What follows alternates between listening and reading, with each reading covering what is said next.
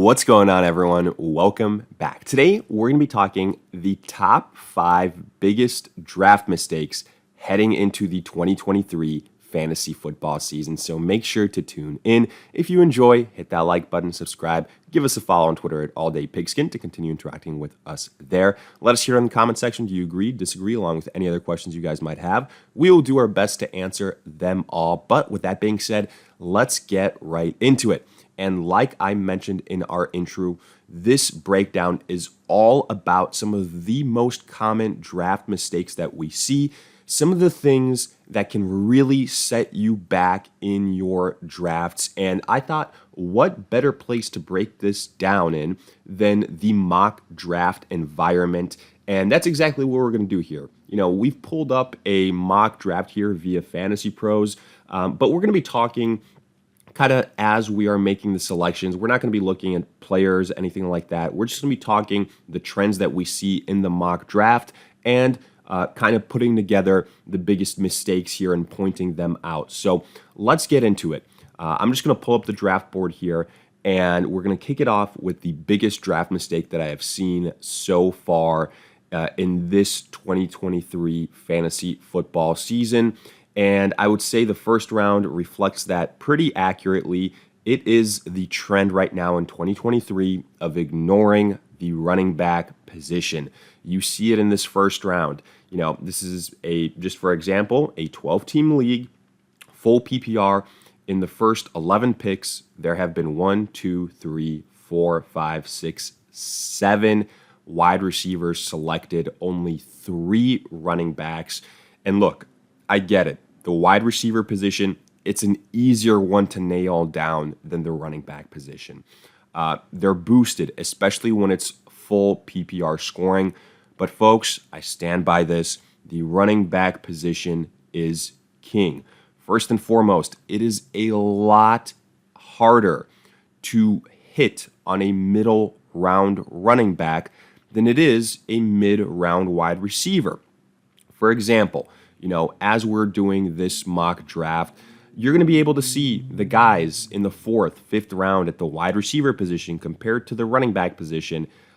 There's a pretty big difference. You're going to be able to get the likes of a Calvin Ridley, of a Marquise Brown, of a DJ Moore, guys like that, Keenan Allen, that, you could argue all have top 10 wide receiver upside, and there's multiple ones of them. Where, as opposed to that, when you get to the 4th, 5th round of running backs, you're going to be looking at a list of running backs that isn't all that sexy. You're going to be looking at probably guys like a J.K. Dobbins, guys like a Rashad White, Dameon Pierce. It's a much different situation.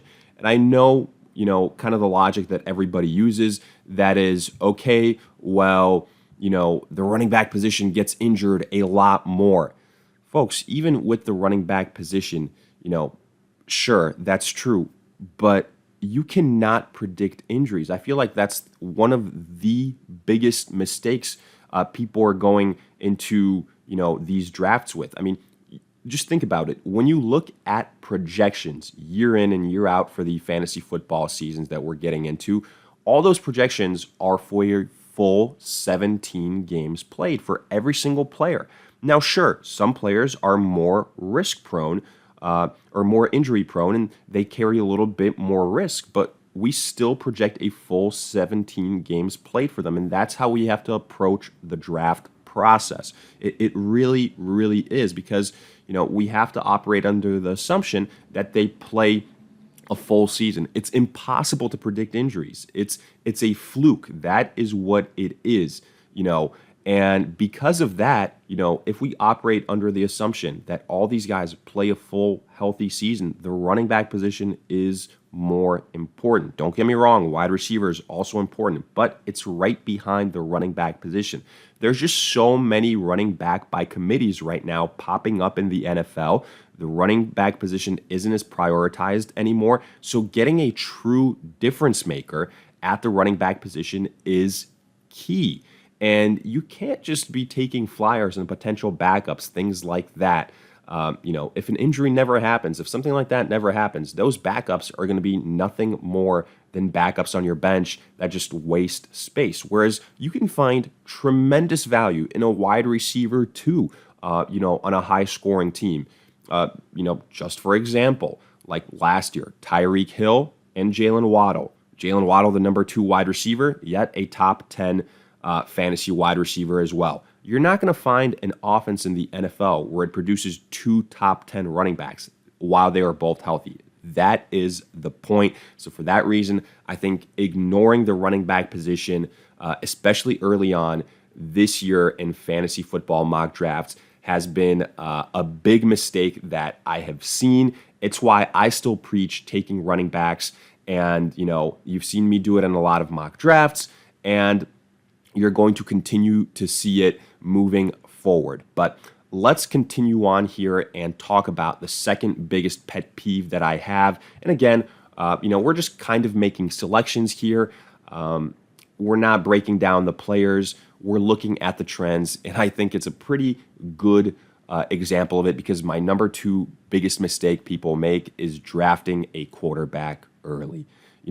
You can make the case in smaller leagues so you can get a positional advantage. Sure, okay, I'll bite, but I still argue that it's more important to get a positional advantage at the tight end position as opposed to the quarterback position. And also, even in a 10-team league, for example, again, keep in mind, this is a 12-team league. Even in a 10-team league, drafting a quarterback in the second round is overkill. I've seen guys, we've done recent mock drafts where they are drafted at the end of the first round.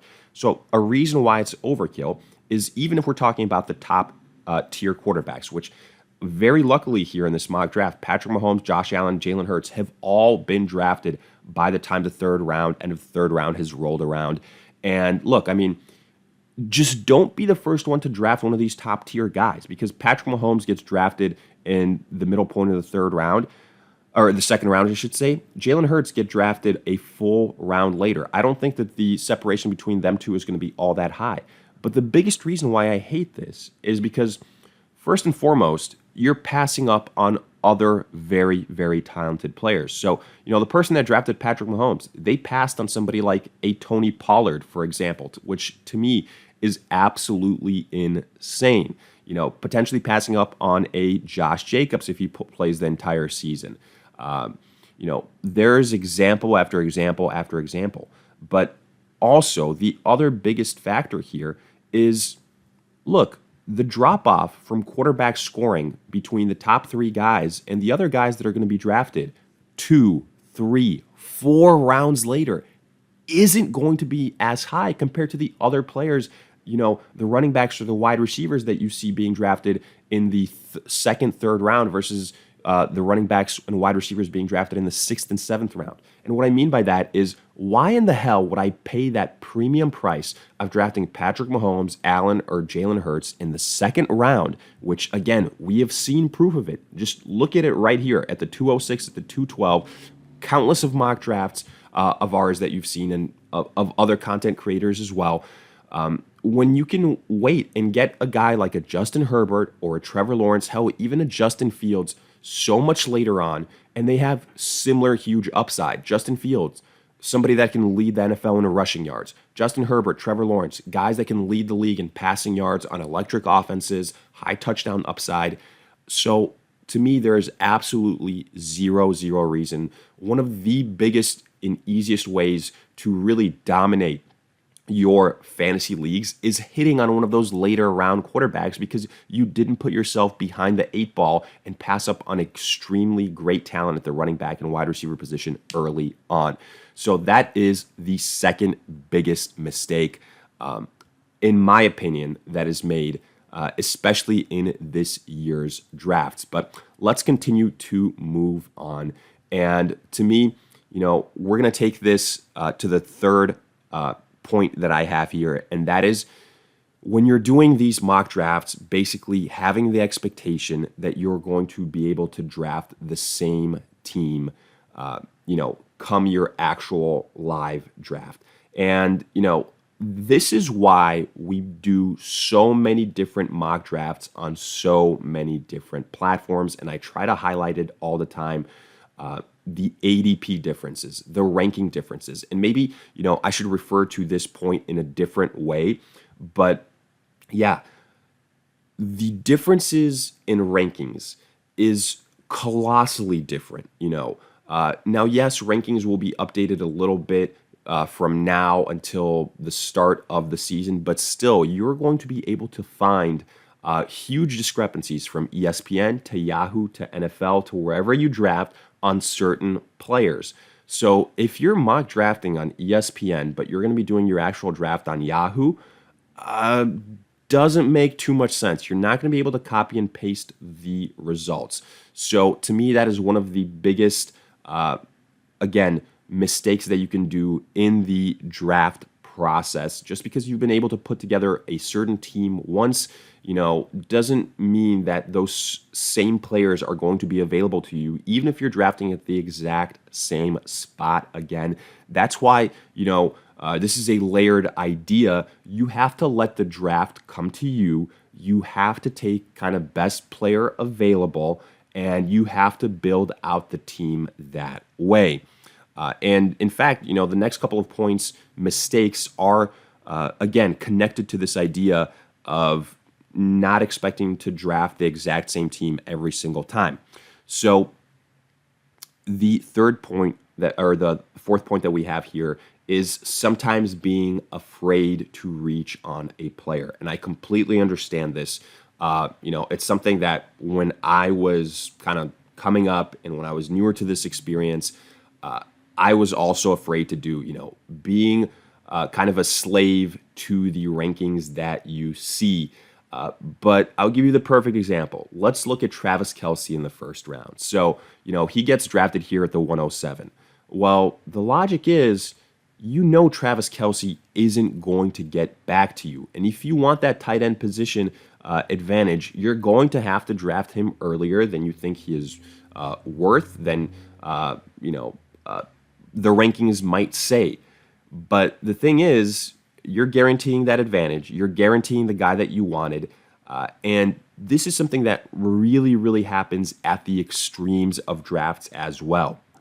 When you're picking like first, second overall, or one of the last two picks in the rounds. Because in those situations, you're going to have to essentially wait about 20 picks until you are on the board again after your back-to-back selections.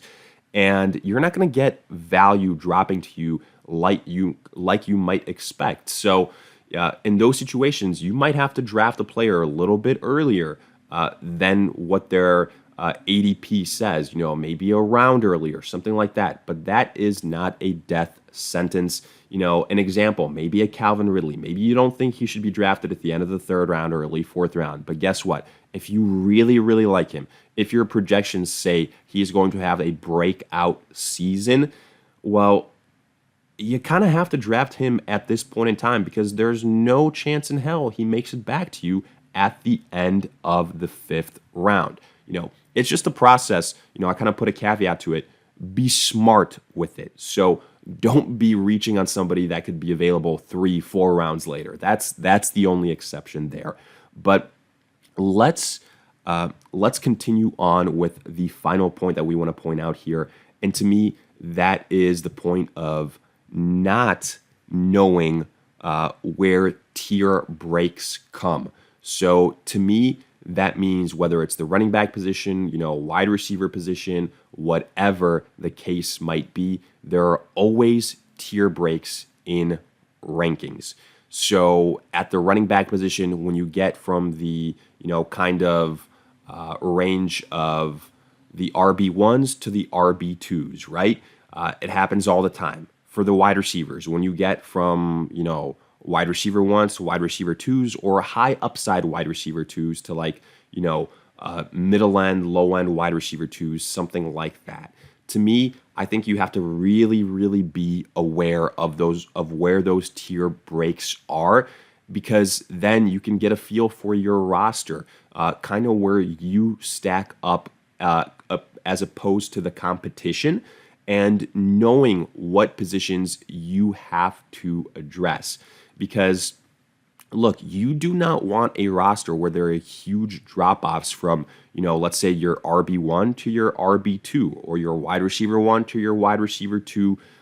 So to me, I think that is something that is very, very critical. And sometimes people are just continuing to, stack up on a position, get trade bait, things like that. But you have to understand, especially if you have ignored a position for a little bit longer. It happens at the quarterback position and the tight end positions really, really easily. Where those tier breaks are, and being able to take advantage of it and secure one of those final players that is right in that perfect range. So to me, those are the 5 biggest mistakes that we're seeing right now heading into the 2023 fantasy football season in drafts. 1, ignoring the running back position. 2, drafting quarterbacks super, super early. 3, just blindly being expecting to draft the same team just because you were able to put it together a month ago or on one platform, then come your draft day. 4, being scared to reach on certain players when it makes sense. And then 5, not knowing where the tier breaks come. So, hey, hopefully you guys enjoyed it.